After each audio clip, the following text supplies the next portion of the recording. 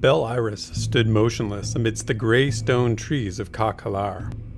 The sky was arrayed in fits of red and orange glow, the echoes of light from falls of lava that churned in the distance. Layers of smoke flowed like rivers through the air and on the ground. White, black, and grey, each the smoldering residue of centuries of war between the ancient trees and the older yet fresher lava flow. But even this level of desolation broke against the silhouette of the Mother Mage, or so I presumed, for she had ordered me to hide. "Arakamel, forsaker of the Black Moon clan of Broken Maw." I imagined that as Belle Iris spoke, the waves of her twin voices parted the rivers of smoke like two hands clearing away sand. The tone of her twin voice carried a call to battle, and yet an invitation to surrender. It was unlike any bellow of war I had heard before. My confidence was high as I waited for his reply, knowing if one should come, it would not take the form of words. "Arakamel has not spoken since the Dire awakened within him," Belle Iris prepared me in the days after we left Kadasa. "Though my words will be chosen to provoke him, he will not speak to me. It is said he wears a plate over his mouth to make his dedication to silence clear." From my hidden perch amid several fallen trees I nodded in the present as if agreeing with her, though I certainly did not understand why anyone would seek out the dawn, let alone provoke him. But I did not contest her methods, I only obeyed. Such was my charge from Kazas himself.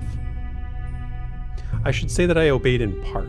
The mass of fallen trees blocked my view. Thus, I attempted to find a gap or crack in their immeasurable corpses that would grant a clear view of the Archive Wizard. The stone trees no longer had any bark, and in truth, they had ceased to be trees at all. Yet, in the cracks of their bodies, I glimpsed a mosaic of brilliant color, the likes of which no master craftsman of Kadasa could endeavor to reproduce. While turning from fibrous flesh to dead stone, the layers of petrified rings became chaotic, and yet glorious. I had not considered that such beauty could be hidden amidst this wasteland of ash, heat, and time.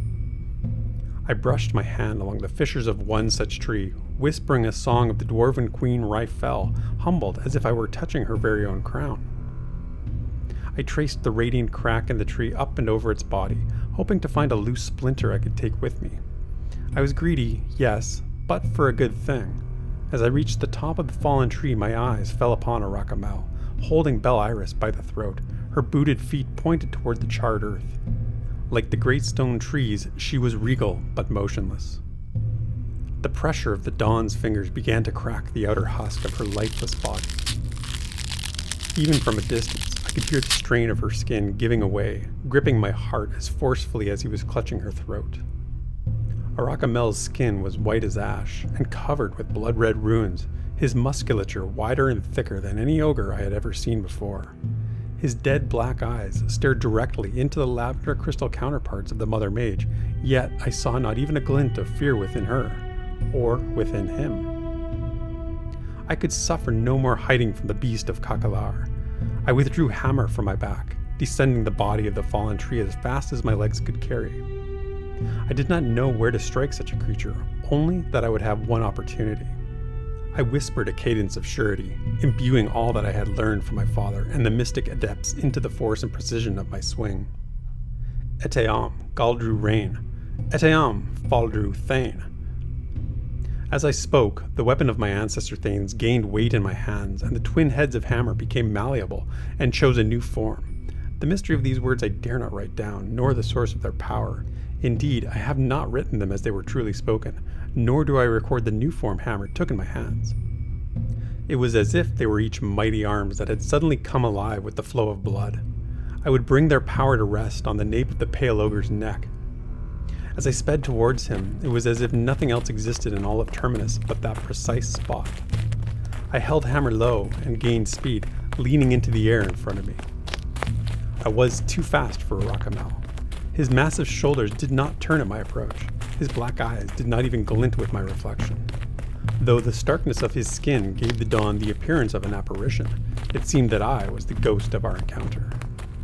It was then I became convinced beyond any shadow of a doubt that this moment was the reason my king chose me for the task.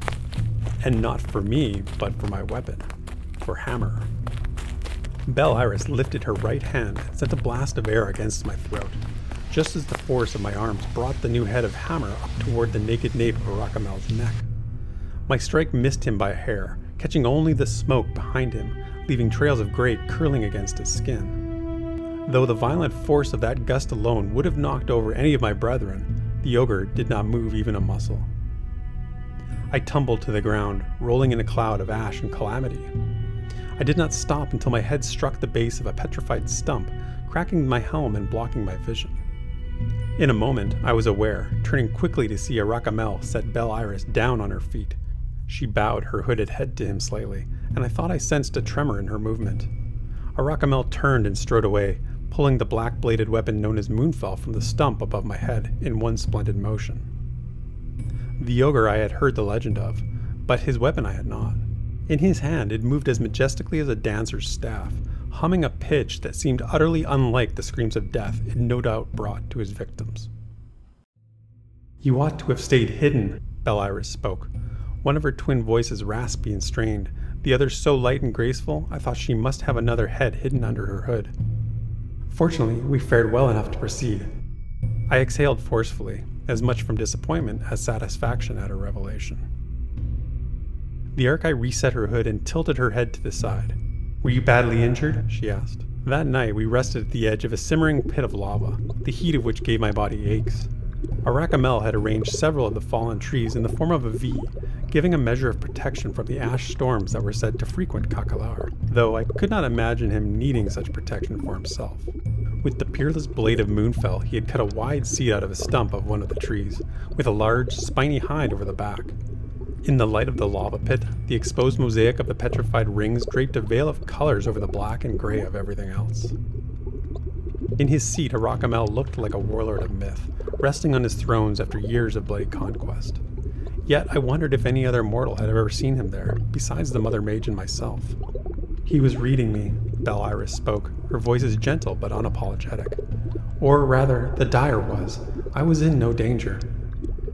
I had no reply, though my gaze must have betrayed a childlike concern. "Very well," she restated. "I was in no great danger." I nodded out of respect, though I could not disguise the distance growing in my heart. I had begun to despise this adventure, the command of my king, and even the Mother Mage herself. I did not need to leave Cadasso to learn that I was but a vapor in this world. I need only look to Causes. I did not need to crack my helm and my skull to learn that I had no great power within myself. I need only hold hammer. Before Belle Iris and Aracamel, two titans of Cachalar, I was like an infant struggling against his wrappings. Even now, I felt as though Belle Iris was waiting to put me to sleep before resting herself. After a moment of silence, she rose and looked over the radiating pit. "None of this will work without you, Dothane." Without hammer, I wanted to object. It was the weapon she wanted, not the dwarf. And it was the cold of Tenebris that I wanted, not the ever-burning, false winter of Cachalar. "I would have liked to have waited to give you this, but I believe it is now time." The Archai pulled something small from within the folds of her robe, a blue, radiant crystal. For a moment it floated just above her head, spinning softly before she snatched it up and set it on my knee. "I trust you know Winter's Sorrow, the song of Rite, your queen." I nodded, puzzled. Winter's Sorrow was a ballad of hope in dark times, written by our high immortal queen Rite for the faithful dwarf who has lost a loved one to the endless winter of Tenebris. It had a peculiar enchantment within its melody, meeting deepest sorrow with deepest hope. Thus, in our Thane house with the legacy of Vitreous, it was spoken and sung as often as others might a hymn of prosperity or cry of war. At the mere mention of our ballad, the words began to stir within me. Belle Iris put a finger to my lips. "Not now, Lord Thane. The stone is one of my blossoms, instruments I have fashioned for specific cause and purpose." She motioned for me to put the blossom away, which I did with feigned comfort. "We shall discuss its use at the proper time. For now, keep the blossom safe as a fragile flower, and do not utter a single line of Winter's Sorrow, lest you kill the dawn and me." At this, she passed on to Aracamel, leaving me a puzzle box of longing, fear, and yet curious elation. Their conversation was short, predictably one-sided that it was. Soon Belle Iris was by herself, sleeping peacefully on her back. I felt the weariness of day deliver me to slumber, even as I sat against the petrified stone. The sound of flesh being torn apart woke me the next morning. Though it was well past dawn, the thick air of Cachalar muted the brightness of the sun, which I later confided to Belle Iris as to why I had slept so late in the day.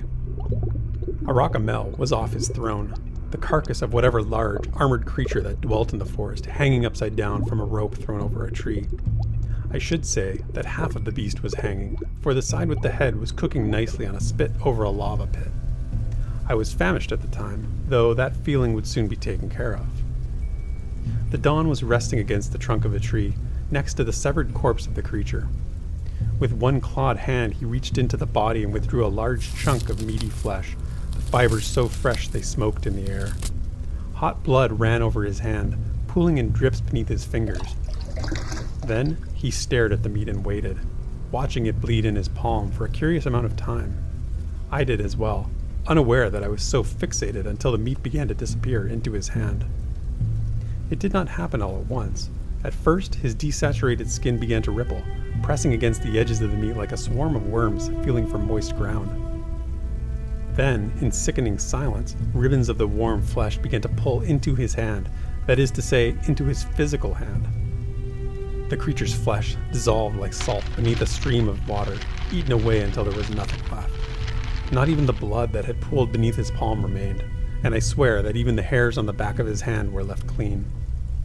I swallowed hard, suddenly aware that for all of Arachamel's physical might, it was what dwelt within the Dawn that made him a terror, the dire, a thing which defied comprehension, just as what I had witnessed defied explanation.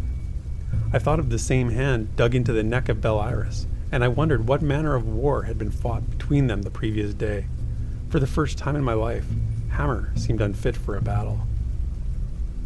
I realized that Arachamel's black eyes were turned on me, even as he tore another piece of flesh from the side of the beast and waited for his hand to consume it, plainly as any other mortal might take a second serving of well-cooked meat. Perhaps it was good to be unlike these two titans, I thought. Arachamel moved past me and toward the lava pit, crouching to check the doneness of the meat. My eyes fell upon the nape of his neck, a sudden charge of fight welling in my hands. Yet it was replaced by terror, for in the very spot I had aimed my weapon the day before, there was carved a rune of blood. The marking was burned into the back of Arachamel's neck, like countless others that decorated the tablet of a body. My feet froze in place as I stared at the spot, the wound suddenly oozing in a fresh flow of blood. As if aware of my presence, the blood leaped toward me in a dark, liquid hand. It covered my face, silencing the memory of that day in a sanguine sleep. I awoke in the cave once more, drifting and alone. Alone? Had I killed them? I wondered. Had I unleashed Belle Iris's bloom? No, I still had the bloom somewhere. I was certain of it, though I could not remember where I had hidden it. While the words of Ryfel's winter sorrow were indeed echoing in my mind, I had not yet spoken them aloud. Very well, I tried to say, my attempt ending in a dehydrated gasp. I could not even speak those two words, so dry and parched was my mouth from the heat of this cave. In addition, it seemed that coarse bits of fine stone coated my mouth and throat, grinding against my teeth with each dry swallow. Though the grains were much larger than sand, they were nonetheless suffocating. I looked around for any source of moisture that could quench and cleanse my mouth, but though this foul cave was damp, no moisture pooled on the ceiling. Yet, why would moisture pool on the ceiling, I wondered? It must pool on the floor. It was then I realized that the floor was above me, for I was hanging upside down from the ceiling of the cave. My back tensed anew at the revelation. My feet were held fast in a strange viscous husk that seemed to have hardened up to my ankles. The true floor was still several feet below my head. It seemed that my feet were still booted, however. I could not reach any of the walls, each of which still shuddered and seemed to have a constant low rumble behind them. I could swing my body with great effort, but the heat of the cave and the pooling of blood in my skull made any movement an exercise of agony. My armor was still littered on the ground, yet I noticed one piece was missing. My helm, the one I'd cracked in Cachalar, was no longer among the group. Neither was Hammer, yet for some inexplicable reason I felt assurance instead of panic at its absence. At that moment I sensed the rancid cave stench reach through the deafness of my smell like hot water poured over a rotting tooth. Once more, I was running out of time. It was then I saw my helm moving towards me. It was in the mouth of an insect-like creature that was not much smaller than myself. It hopped along the corridor from floor to wall to ceiling, its arms and legs looking more like a mammal than a bug. Soon there were 4 or 5 more, then 10 and 20. Somehow I knew that these were the wretches who'd hung me upside down and torn my armor from my body. At this sickening sight, it took every ounce of my resolve not to try and sing Winter's Sorrow, unleashing the secret power of the bloom. Yet Belle Iris had not said I would be spared, or given indication that it would only harm Arachimel and herself, had she? I simply could not recall what it was for, or why it was significant, or even where it was. Instead of summoning the power of the bloom, I waited until darkness claimed me for one final strike of recollection. The memory of that very morning. From the prow of a long wooden ship, Arachimel stood watch amidst a storm. The ship was lightly laden, equipped for speed rather than a long voyage. To that end, its power came not from sail or oar, but 4 large sea serpents, 2 lashed either side beneath the waves. The captain of the vessel, a short human woman, bald and anxious, controlled her beasts with a series of strikes against a drum. The cadence of her beats when driving a straight line was effortless, but I found it set my mind in a dull, driftless state. If the storm does not break soon, we will turn back, she barked at Belle Iris. The sea speaks more loudly than coin, understand? We ought not draw near the Vels when such warnings lie about them. The storm will break, Belle Iris replied. Every time she spoke, I saw the human shake her head as if she could not reconcile the twin voices. Her wide mouth opened to show a row of silver studs in place of teeth. Before she could counter the Archai, Arachimel pointed Moonfell off the stern of the vessel. The human's beating changed swiftly in response, the sea serpents elegantly turning the ship in that direction. After a few intense moments of pounding upon the drum and speeding upon the sea, the fog of the storm broke into a bright blue sky. Before us lay a series of pure white rocks, rising from the sea like fingers belonging to unseen hands. How many of the rocks there were I could not say, but they stretched on as far as I could see. As we neared them, I realized they were quite tall, some just over a tree in height, others more like a great hill. Between the white rocks were several large islands, their landmass a mix of gray and black stones that continued on to the water's edge. The land was flat and featureless, without flora or fauna, save for orange shrubs that clung desperately to the white stones, and a few colonies of colorful birds that nested in the heights. At last we arrive at your day, Dauphin, Belle Iris said in one deep, rich resonance. Welcome to the Didiglian Vels. The heat is unlike anything I've endured, I said as we reached the shoreline. I should think to lose my armor, else my muscles become a well-cooked meal. A meal you may yet be, she replied evenly. We will all be better served if you keep it on, Lord Thane. Arachimel stepped off the boat before it came to a stop, his calloused feet bare but unconcerned with the sharp rocks on the shore. I waited for the serpents to stop churning the water, but it appeared that would not happen until the captain fed them, which she would not do until I debarked. She dumped several pitched jars of indecipherable filth over each side into greedy mouths. I was once again thankful for my limitations of scent. I turned to the shore and stopped. For all along the shoreline there were bones, bleached by Sirius, the sun, into a uniform sheen. Fish, serpent, bird, human, elf, and dwarf, no doubt. Everything I could think of, and countless more I could not, lay littered on the shore like 100 puzzles all mixed together. The dawn had already crushed several walking up the rise before us. Wizard, the weathered captain yelled. I'll be setting off now. She pointed to the bones on the shore. Before any of those can start acting up. Belle Iris placed her hand on the ship, spoke a few words, and then turned and began walking up the rise after Arachimel. As she did, a great sheet of ice began to form on the front half of the ship, encasing it in a frozen vice, anchoring it to the shore. When the spell ceased, the ship itself was stuck to the shore, with no hope of coming free until the lock had thawed. We thank you for continuing to support our efforts from here, Belle Iris said, her back turned to the speechless captain. Should we be detained longer than the morning, you will be free to go. I followed Belle Iris quickly, for I had nothing clever to add and no time in which to deliver it. At the top of the rise, the island opened wide before us, forming a wide expanse that was, as I had believed, utterly devoid of life. But here there were no boons either, only a few simple structures that hung from the white rocks in places, and most of these were badly broken. The ground was a curious mix of tiny rocks, smaller than pebbles but thicker than sand, and streaks of broken, reddish glass. "Do you know the history of the Vels?" Bel-Iris asked me. I nodded, though she sensed my knowledge was wafer thin. She continued as if I had claimed ignorance. "Once a series of thriving port islands, the Didiglian Vels have been abandoned for thousands of years. Though it seems impossible now, this expanse was once a fertile oasis of the seas, a respite for countless ships and sailors. Yet it came under the force of great tremors in the deep, and the city could not survive." I looked around for any sign of this heralded past, but it was, as she said, impossible to see. Yet it wasn't the shaking of the earth alone that finished Didiglia. It was the beasts that lived below the surface who were awakened and given access to the city by the violence of undeath. The great Didiglian weir, a creature of immense size and ferocity. These weir can often only dwell in the depths of Terminus, where they feast on the young dragons of the earth. Yet, where gaps in the mantle of the planet arise, there are tales of weir dwelling nearer to the surface, devouring all life until they die of starvation or old age.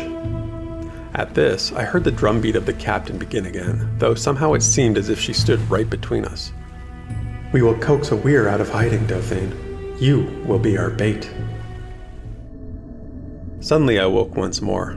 I was inside the cave again. The insect creatures gathered around my helpless body in even greater numbers. Their movements were rhythmic now, a clicking that hailed a change in their disposition. It seemed that some of them were being driven mad, lashing violently at one another, kicking filth and bile onto me as they skirmished and slew each other. In their fury, I began to remember everything in between the drumbeats and now. I remembered the trek we three took farther into the empty island, the wide expanse of terrain we found as suitable for our ploy. I recalled Bel-Iris giving me one last chance to change my mind, and Arakamel nodding when I did not. I remember the tremors in the ground, deep but always on the move. I remember the words of the Mother Mage as I stood alone amidst the desolate expanse, just before the fury of her magic came down upon the rocky soil. "We must make this weir think we are a large, noisy meal, or else it will not waste the strength to reach the surface. Thus, I will shake the ground as you have never known, but I swear to you and to your king I will not harm you." In every word, Bel-Iris spoke the truth. She brought a rain of arcane terror upon the ground, causing ripples and surging rock, reducing some of it to sand. It fell in cadence like a drum, pounding over and over, shaking the earth beneath my feet in terrifying percussion. When the barrage subsided, I was to run to the very spot she was raising, then wait for one last strike from above, one last face reaching toward me. The last I saw of my two companions was Arakamel, holding Moonfell high above his head. Light glinted from the black blade toward my tiny speck of the expanse, a promise of future deliverance I took to heart.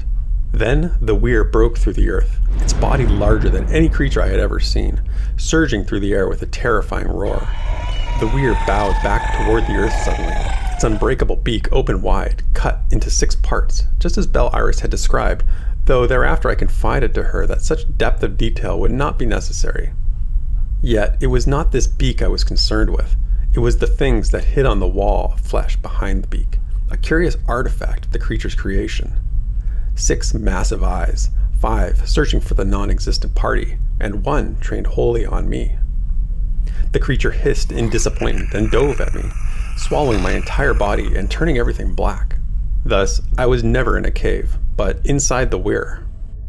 The shuddering movements of the walls were the tremors of the weir, moving through the earth.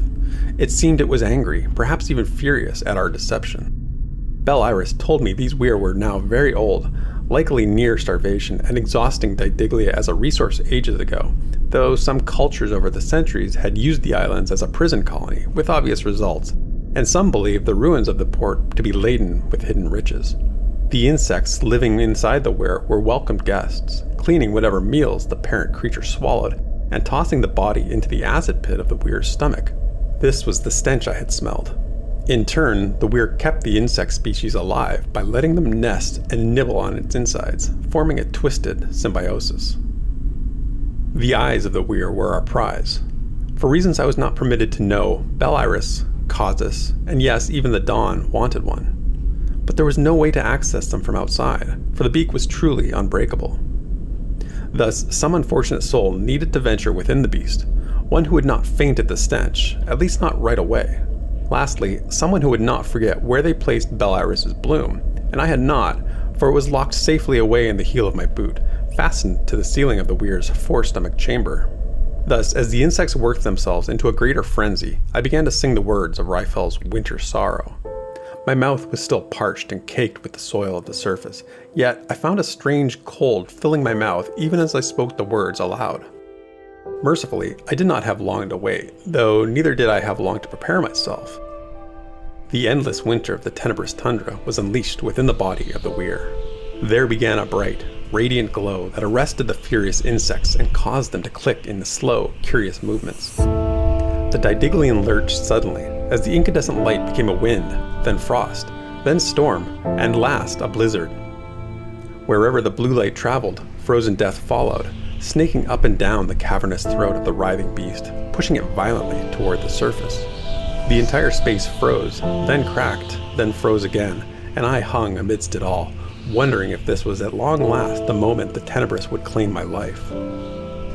Yet there came a sudden shuddering within the weir, a final frozen exhalation, then everywhere fell silent. One of my feet had broken free, the boot which held the bloom, yet I remained fastened by the other to the ceiling. I had never felt such cold, yet also such relief.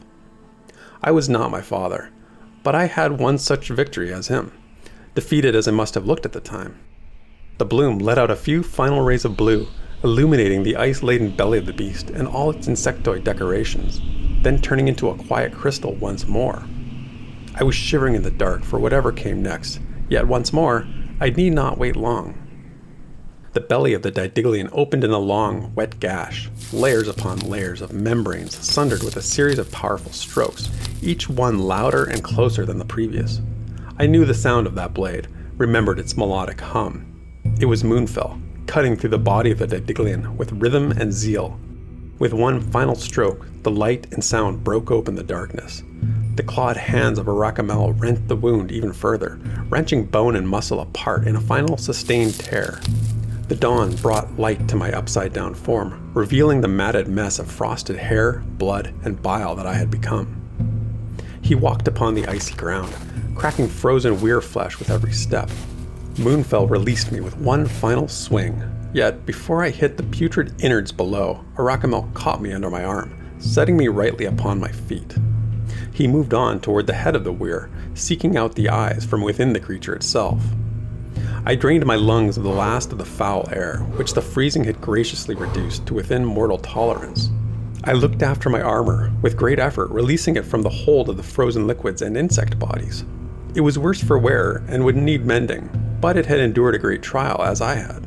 At last I found my helmet, still in the decapitated head of the insect thief. The crack in it was even wider now, but I did not mind and hoped to somehow preserve it. After a few moments, a thin shadow crossed over the glinting expanse. The bait of Kadasa has survived. Belle Iris stood in the doorway of the weir's wound, light rested upon her shoulders, but the darkness on her face blended into the background. Yet those lavender eyes found mine, just as the day I saw her across Kazas' table. "Shall I help you collect your things?" There was a sound hidden within the twin ripples of her voice, something I had not heard before. It was stark and clear, light but not the least bit delicate. It was joy, yes, unmistakable joy, for the Mother Mage had always carried a winsome, but at times insufferable contentment, even from the moment she first spoke my name. Yet this was something different, something pleased beyond words, and I know no other name for it but joy. Arakamel returned, the large weir eyes hanging tightly in a sack with ropes, carefully binding the eyes individually. In his right hand, there was a single eye, which he stared into for a moment before looking at me, then back to the eye. I followed Belle Iris out of the weir, leaving Arakamel to himself. In the brightness outside of the weir corpse, I fell to the ground, breathing heavily and looking over my wounds for the first time. I had not liked to weep, yet I felt tears under my eyes, and considered not how their presence reflected upon me. Belle Iris knelt beside my hunched position. "And this, O Dothane of the Three Things, is your hammer." She set it upon my knees before sitting quietly for a moment. After a long quiet she stood, the dust of the Didiglian Vels falling from her like snow. "Must we all return home so quickly?" I called after her. I should think we made a suitable group, did we not? Bell Iris turned to the dead weir. Arakamel exited its massive corpse with a bag of eyes and a clean, empty hand. Quite suitable, she said. In the silence, I traced my memories back to my youth, searching for a moment where I anticipated the ache of longing as I did now. I could find but a few such moments. But my dear Dothane, our homes are not where they once were. Not anymore. I nodded, resting hammer in my palm, thinking of both its past and wondering at its future. We are the few, she replied in one voice. The few who must find the many.